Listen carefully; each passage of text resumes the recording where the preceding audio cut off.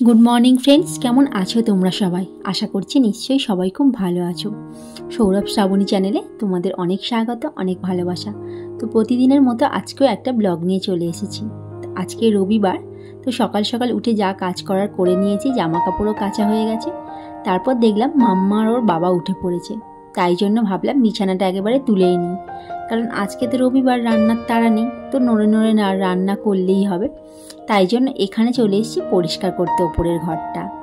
আর মাম্মা তো আজকে খুব খুশি, কারণ রবিবার আসলে ওর বাবা বাড়ি থাকে, ছুটির দিন বলে ও খুব খুশি থাকে। তো প্রতিদিনই বাবাকে বলে আজকে সানডে, আজকে তোমার ছুটি, আজকে তোমার ছুটি, তো প্রতিদিন বলে।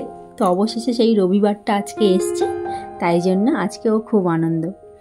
তো আজকে যেহেতু মাংস খেতে নেই, আজকে মেনুটা পুরো অন্যরকম রান্না হবে আজকে, জানো তো। সকাল থেকে কি রান্না হবে এই নিয়ে চিন্তা হচ্ছিল।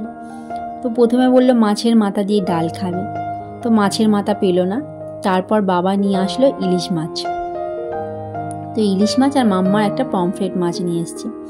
আর এখানে আমি ঝিঙেটা আর আলুগুলো ছাড়িয়ে নিচ্ছি, সিদ্ধ দিয়ে দেবো। আজকে রান্নাটা পুরোই অন্যরকম হবে। আর প্রথমেই দেখলে ভেটকল পাতা, তো আমাদের এখানেই হয়েছে কটা ভেটকল পাতা, তো ওই ভেটকল পাতাগুলো আজকে বাটা হবে। তো দেখো আমি ভালো করে ধুয়ে হালকা হাতে ছাড়িয়ে ছাড়িয়ে নিচ্ছি, না হলে না হাতে লাগলেই এত কিটকিট করে কি বলবো, সারাক্ষণ হাত চুলকাবে। তাই জন্য হালকা করে করে ছাড়িয়ে নিচ্ছি, নিয়ে একটু শুকনো খোলাতেই একটু কড়াতে নেড়ে নেব, যাতে পাতাগুলো একটু চিপসে যাবে পাতাগুলো আর কি, যাতে মিক্সিতে দিতে সুবিধা হয়। অনেক পাতা দেখতে লাগছে, ওটা পাতাগুলো দেখো আমি কড়াতে দিয়েছিলাম, এখানে পাতাগুলো ছোট হয়ে একদম কমে গেছে, তো মিক্সিতে আমার দিতে সুবিধা হবে। আর ওখানে দেখলে আমি কালো জিরেটা মিক্সিতে বাটাতে পারলাম না, তো কালো জিরা আর রসুনটা আমি শিলে বাটলাম। আর এখানে ভেটকলটাও বেটে দিল আমাকে মিক্সিতে, আর কাঁচা লঙ্কাও ওর সাথে দিয়ে দিয়েছি। তো এবার আমি ভেটকল বাটাটা করে নেব। তো আমার এই ভেটকল পাতা বাটা হলে আমার আর কিছুই লাগে না, তো আমি এটা দিয়েই পুরো ভাত খেয়ে নিতে পারি। পুরো সবটা ভাতই, আমি এক থালা ভাতই এই ভেটকল পাতা বাটা দিয়েই কিন্তু খেয়ে নিতে পারি, তো আমার আর কিছুই লাগে না।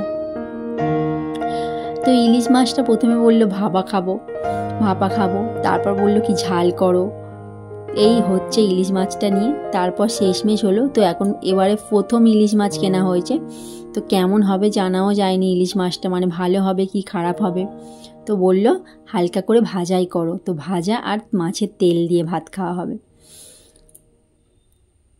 তো মাংসটা খেতে নেই বলে হয়নি বলি কত রকমের এই খাওয়া হবে ওই খাওয়া হবে, সেই করে এইসব রান্না হচ্ছে। তো ভেটকল পাতাটাও ভেজে নিচ্ছি, দেখো তো অনেকটাই তেল দিতে হয়, যত বেশি তেল দেবে ততই খেতে ভালো হবে। তো এখানে নুন মিষ্টি স্বাদ মতো দিয়ে দেবো।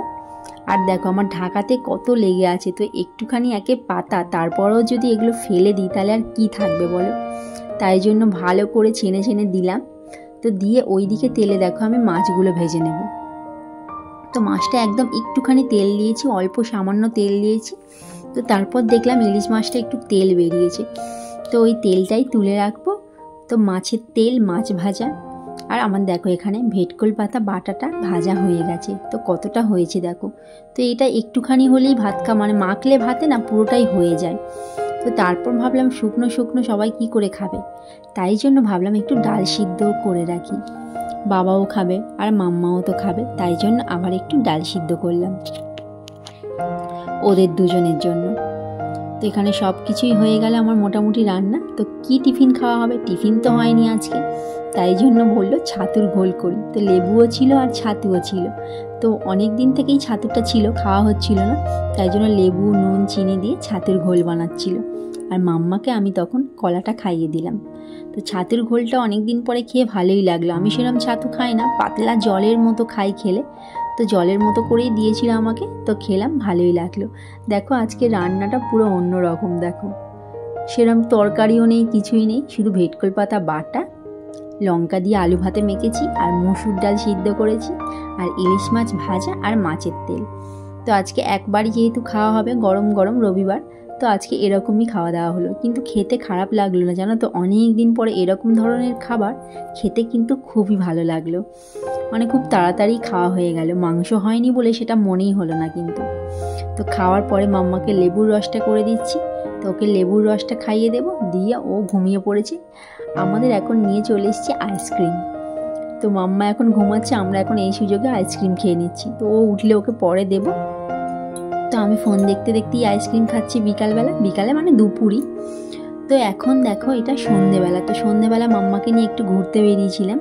তো ঘুরতে বেরিয়ে বাইরে গিয়ে ঠিক আইসক্রিম খেয়েছি। ওকে বলেছি আমরা আইসক্রিম খেয়েছি, তাই জন্য ও বাইরে গিয়ে না ঠিক আইসক্রিম খেয়েছে।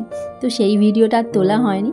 তারপর পিৎজার দোকান দেখলেই তো পিৎজা খাবো, তাই জন্য ওর জন্য একটা ছোটোখাটো পিৎজা একেবারে কিনেই নিয়ে আসা হয়েছে। তো ওখানে খেতে গেলে দেরি হবে, তাই জন্য বললাম কি চল বাড়ি নিয়ে চল, বাড়িতে গিয়ে আর খাবি।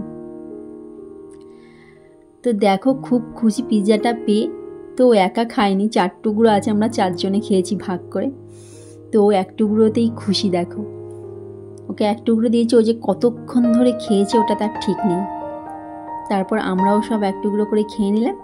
নিয়ে রাতে আজকে আর রুটি মুটি করতে ইচ্ছা করছে না। তোর বাবা বললো কি পাস্তা করো, রুটি খেতে ভাল লাগছে না আজকে রাতে।